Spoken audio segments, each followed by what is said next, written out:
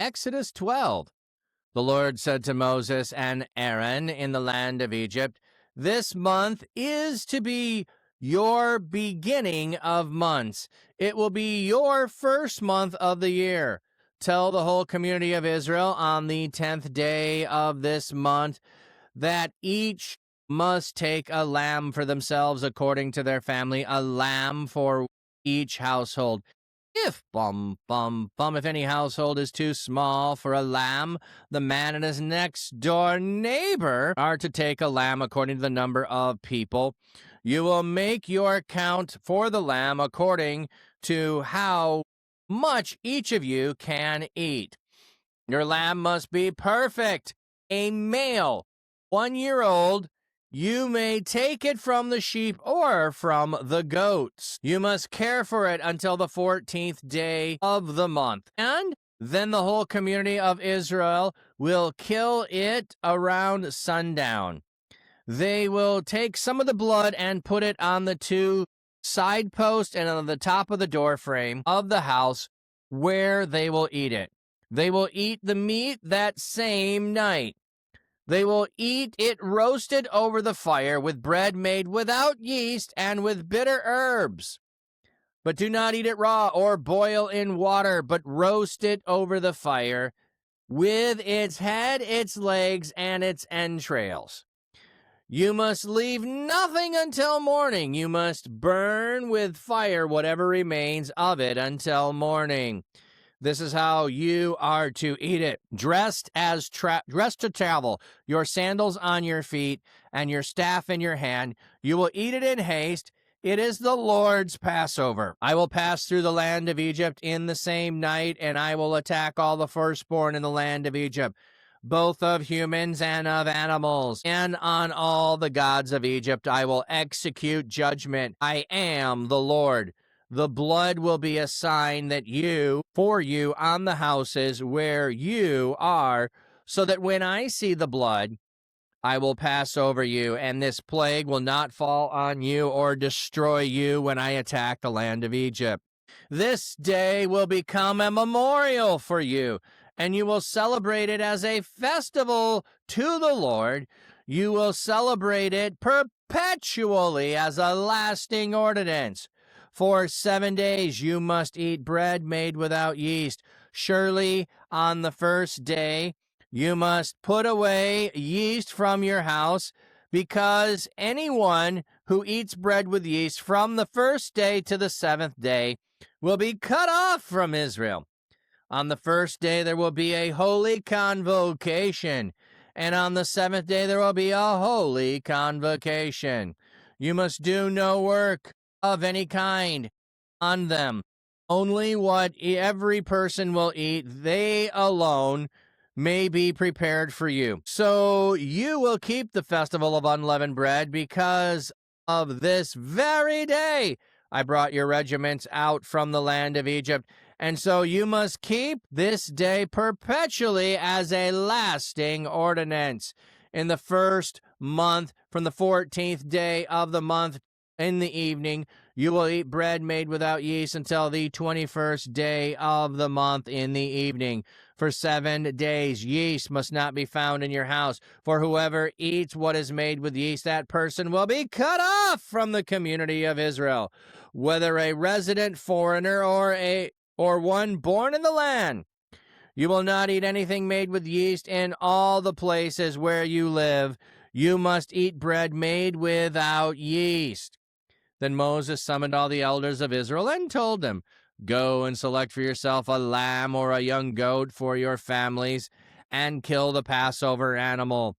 Take a branch of hyssop, dip it in the blood, take it to the basin, and apply to the top of the doorframe and to the 2 side posts of the blood that is in the basin. No one of you is to go out of the door of the house until morning, for the Lord will pass through to strike Egypt, and when he sees the blood on the top of the doorframe and the 2 side posts, then the Lord will pass over the door, and he will not permit the destroyer to enter the house to strike you.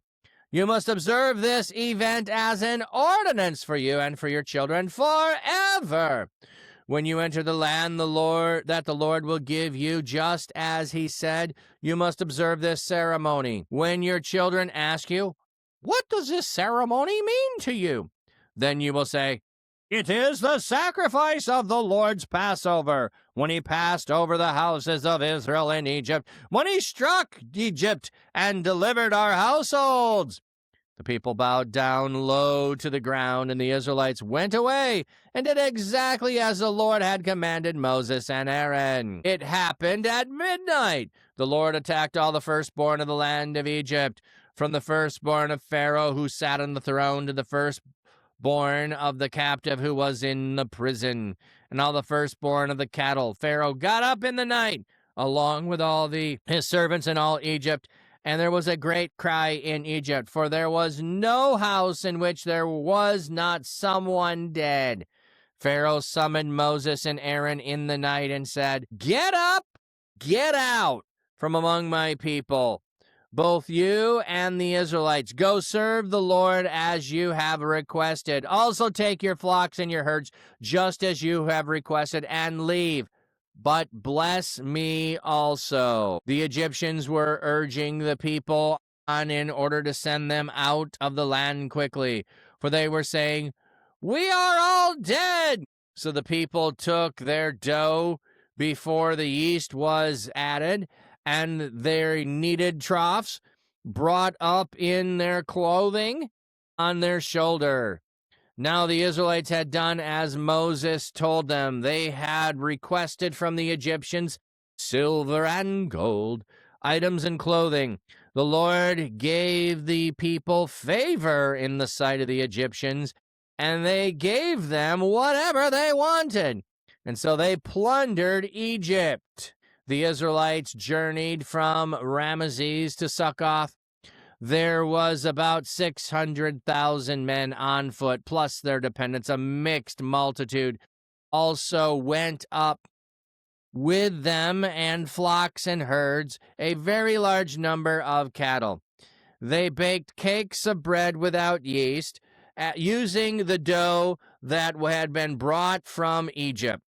For it was made without yeast, because they were thrust out of Egypt and not able to delay. They could not prepare food for themselves either. Now the length of time the Israelites lived in Egypt was 430 years. After the end of the 430 years, on the very day all the regiments of the Lord went out of the land of Egypt, it was a night of vigil for the Lord to bring them out from the land of Egypt. And so on this night, all Israel is to keep vigil to the Lord for generations to come. The Lord said to Moses and Aaron, this is the ordinance of the Passover. No foreigner may share in eating it, but everyone's servant who is bought for money after you have circumcised him may eat of it. A foreigner and a hired worker may not eat of it. It must be eaten in one house. You must not bring any of the meat outside of the house, and you must not break it.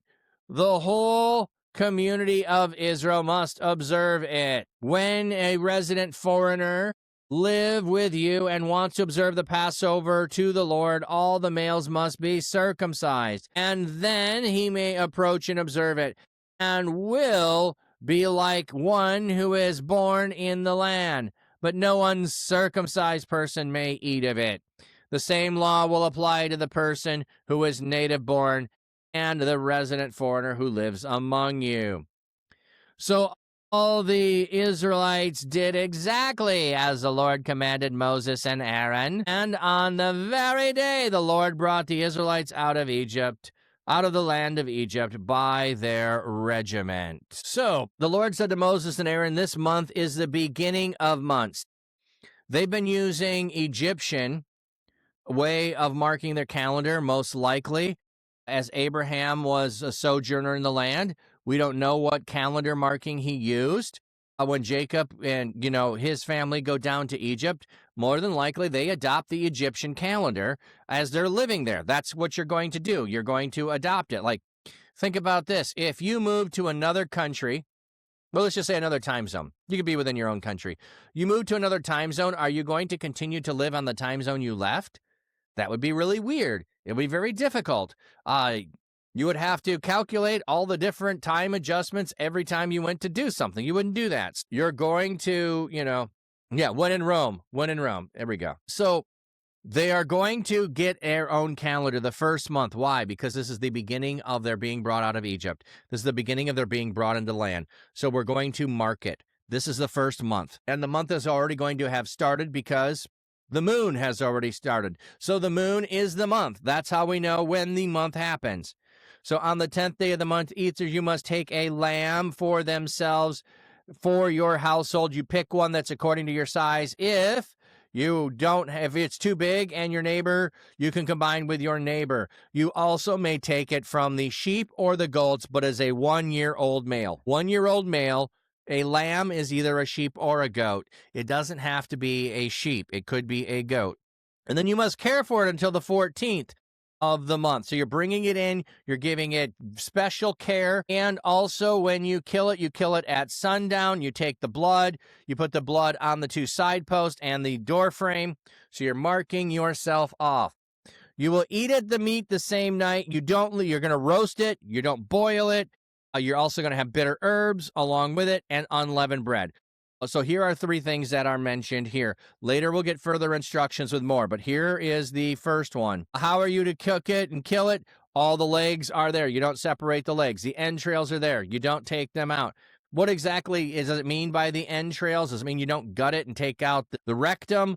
I don't know. I don't know exactly what it means. I'm thinking on some level it's going to be with those things that you eat, like the entrails being the heart, the liver, those things that are used for divination, not the things that are thrown away, probably included there. So you are roasting it. That's the way you are to do it. If there is any leftovers, you burn them up. You do not leave them till morning. How are you to dress? You're to be dressed as a traveler with sandals on your feet. Now, I know many people, when you're in the house, and many cultures have the custom of no feet on your foot in the household. I got feet. I got my shoes on. I wear shoes. Get up in the morning, I put my shoes on. They're house slippers, I guess you could say. And I do wear them outside occasionally, but they're primarily for wearing in the house. Take and eat in haste. It is the Lord's Passover. The meaning of Pesca is debated. Some have tried to connect it with the Hebrew word with the same, radicals that means to halt, leap, limp, or stumble. In 1 Kings, where the word described the priest of Baal hopping around the altar, also a crippled child, others connect it with the Akkadian pasua, meaning to appease, to make soft, placate. An Egyptian word to commemorate the harvest, segal, the Hebrew Passover. The verb occurs with the connotation to protect, suggesting that this already influenced by the Exodus tradition. However, whatever links there may be or may have been that show the etymology in Exodus 12 is describing Yahweh's Passover. Okay, so we don't know the meaning of the word entirely. So much avatar violence. Well, all in good fun. So the Passover is happening. I will pass through the land of Egypt on the same night, and I will attack the firstborn in the land of Egypt, both human and animals. Okay. And on all the gods of Egypt, I will execute my judgment. So this is the culmination of all of the judgment. I will do judgments. The statement clearly includes what had begun in Exodus 6:1. But the statement that God would judge the gods of Egypt is appropriately introduced here, because with the judgment on Pharaoh and the deliverance from bondage, Yahweh has truly shown himself to be the one true God. Thus, in Yahweh is fitting here. Wow, I didn't know the screensaver one. That's fascinating. So it says, I will pass through the land. Okay, let me see this. What's the I will? Consecutive announces a future action, pass over, against, through, around. Okay. Anyway, the blood will be a sign for you. God doesn't need to see the blood. He would already know that you have done the sacrifice, but it is a sign for you where you are, so that when I see the blood, I will pass over you, and this plague will not fall on you. So it's a sign for you. The blood is a sign for you to know that you are safe, and I'm going to pass over you. So that's what's going to happen. So you need to do it. You need to do it in faith. This day will become a memorial for you, and you will celebrate it as a festival to the Lord. You will celebrate it perpetually as a lasting ordinance. So we're going to have 7 days you must eat bread without yeast. Surely on the first day you must put away the yeast in your house. So we have that until the 7th day. And if you don't, you will be cut off. Okay, so cut off does not necessarily mean dead. Okay, cut off from the land. The rabbis mentioned the premature death of childlessness as possible judgment in such cases. One who deliberately excluding himself from the religious community of Israel cannot be the beneficiary of the covenant blessing. I like that. So you are definitely being cut off from the blessing of the community by not participating in it. So you may not have to leave, you may not die, but you will have no blessing. On the first day, there will be a holy convocation, and on the 7th day, there'll be a holy convocation. I guess it doesn't work. You must do no work of any kind on them, only what every person will eat. They alone may be prepared for you. So the only work you can do is to make food to eat. That's the only work you can do, which is different than Sabbath later, where you cannot work for your food and prepare your food on the Sabbath. You have to prepare it the day before. So in a festival, you can prepare food on that day. So you will keep the festival of unleavened bread. So we have Passover and unleavened bread overlapping festivals. Passover, singular day, unleavened bread, full week long. Because on this very day I brought your regiments out of the land of Egypt, and you must keep this day perpetually as a lasting ordinance. No blessing for you. Spoken like blacklisting of the soup. Yes. No blessing for you. No bless for you. In the first month, on the 14th day of the month, in the evening, you will eat the bread made without yeast until the 21st day of the month for 7 days. So we have the 14th day. So we have the 10th day, you pick the animal. The 14th day, you slaughter the animal, and you begin the festival. The person will be cut off from the community, whether they are a resident foreigner or one born in the land. You will not eat anything made with yeast. So eating things with yeast can get you cut off from the land as a foreigner, but the foreigners can't eat the Passover. But the unleavened bread is what they need to also observe, even if they are residing in the land. Then Moses summoned all the elders, and he told them, go and select for yourself a lamb or a young goat for your families, and kill the Passover animals. Take a branch of hyssop, dip it in the blood that is in the basin, and apply it to the doorframe. So now he is giving the instructions to go and do this, and they go and do it. Not one of you is to go out of the house. So also, there's a caveat. You are trusting in God to deliver you in the household. You can't just put it on the door and then stand outside and watch. You have to be inside the protected area. The Lord will pass through and strike Egypt, and when he sees the blood on the top of your doorframe and the 2 side posts, when the Lord will pass over the door, and he will not permit the destroyer to enter the house and strike you. So now we have the destroyer. Here in the Hiphil participle with the definite article, Gesenius says that is now explained as the destroyer, although some take it to mean destruction. So the destruction will come, the destroyer will come. So, okay, one must observe this event as an ordinance for you and for your children forever.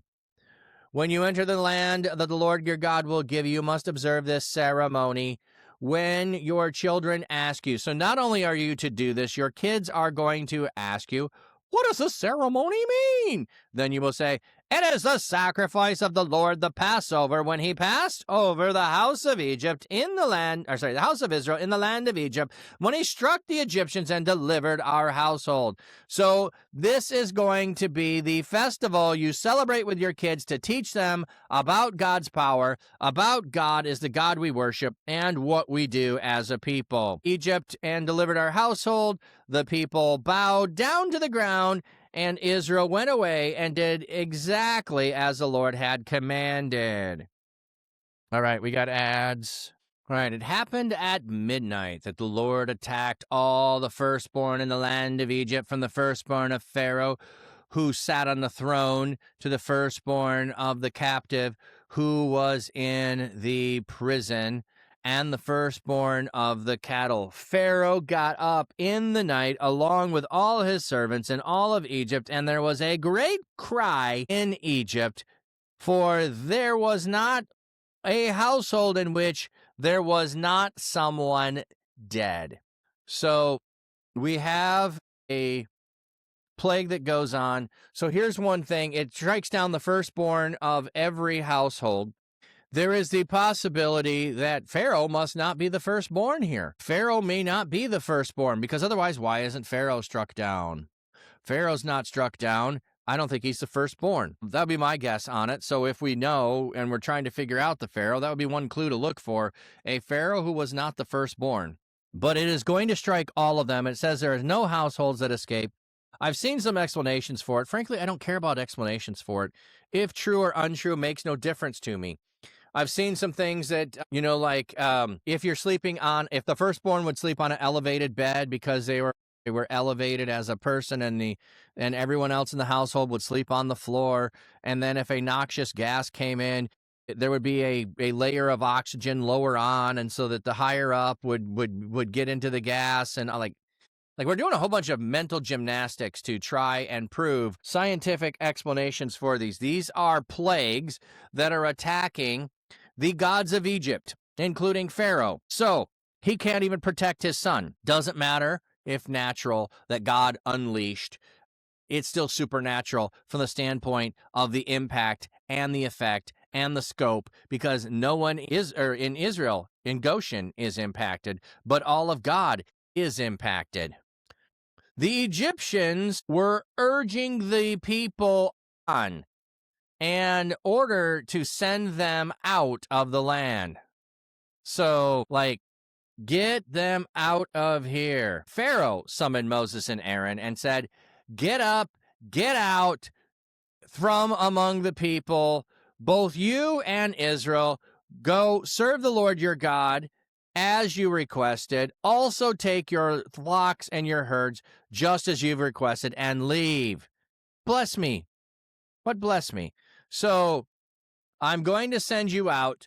I'm going to send you away. I'm finally going to let you go. I'm finally going to let your children and your wives go, and I'm going to let your livestock go. He finally got to the point of let everyone go. Pharaoh probably meant that they should bless him also when they were sacrificing to Yahweh in their religious festival.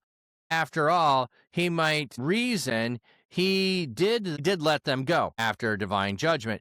To bless him would mean to invoke great gifts from God for him. So yeah, that's a good thought. Is the letting him go is going to be, the blessing is going to be, hey, bless me in your festival too. Bless me in your festival too. Rise Zone, welcome in. How you doing? The Egyptians are also urging, in order to send them out of the land quickly, for they were saying, we're all dead. Yeah, like the firstborn died, all of the, they're just assuming it's not over. At this point, it's probably not over.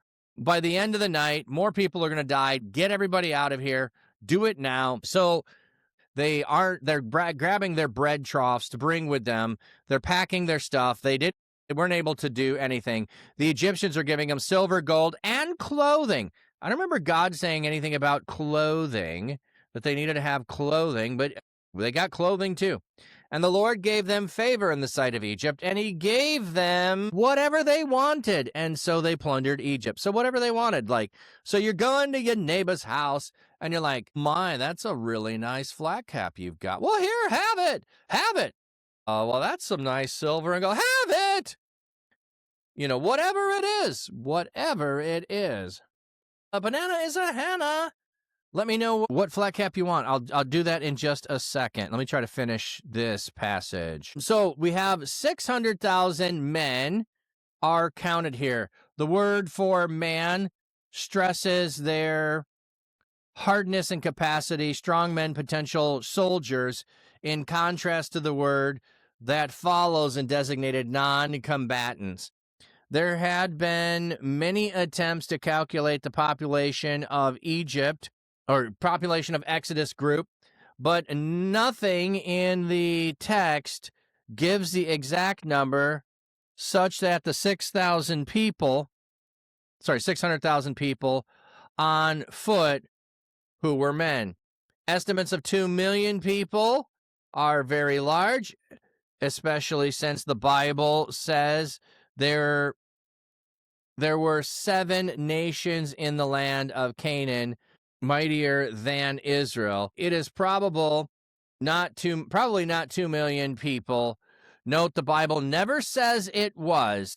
This is a calculated by scholars, but attempts to reduce the number by reducing the word thousand to mean clan or tribe or people, or family unit, have not been convincing, primarily because of all of the tabulation of the tribes in the different books of the Bible that have to be likely reduced. Okay, so we don't know, doesn't matter. Arriving at a number of 60,000 or so, the men here listed reduced it by a factor of 10 and insisting that it is literally interpretation of the text as opposed to spiritual or allegorical. Okay, so yeah, just more speculation about stuff. We don't know how many men there are. I guess that's... So we have 60,000 men. 6 is a large number. I don't know that we need to make anything of this. I don't know that there's anything symbolic of the number 600,000, but we have that number that's placed in here, and we move on. A mixed multitude also went out with them, and flocks and herds, and very large number of cattle. They baked cakes of bread without yeast, using the dough that they had brought with them. So they're baking along, they're going along, they're escaping. That's what we have. Egypt for it made without yeast. Okay, just repeating. Because they were thrust out, the Egyptians were not able to delay. They could not prepare food for themselves either. So they're set out in a hurry. They don't get to do anything. Oh, we got Christian Ninja with a raid. Okay, let's see if we can finish this. Okay.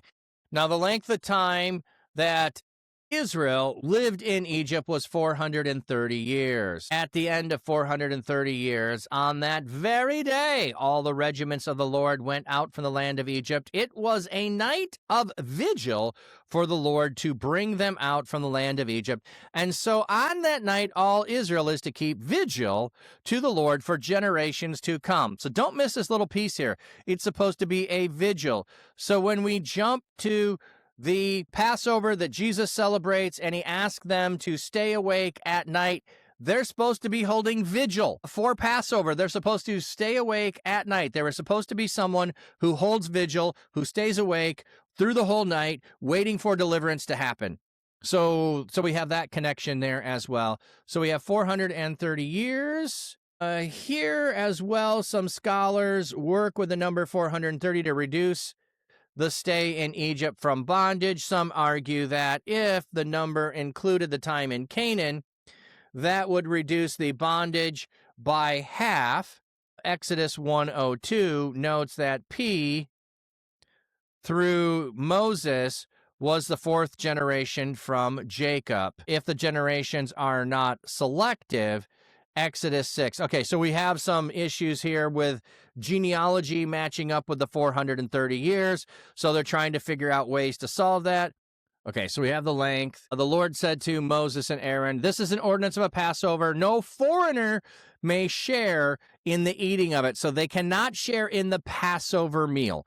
They could share in the unleavened, or maybe not the unleavened you make. They can't make unleavened during the ceremony either. But everyone's servant who is bought for money, after they are circumcised, they may eat. So foreigners who become circumcised, who are servants, can, and foreigners who are hired for work must not. It must not be eaten in one house. You must not bring any of the meat, must be eaten in one house. You can't bring it outside the house. So if your neighbor is eating it with you, they eat it in your house. You don't bring it outside. And you must not break any bone. Interesting thing. So you're the lamb or the will not have anything broken of the bones. When a resident foreigner lives in the land and wants to observe the Passover, all the males must be circumcised. So the way to participate, circumcision. You're going to commit to, so it's not just do the ritual. It is join the people. That's how you're going to do it. You're going to become circumcised, but no uncircumcised person may eat.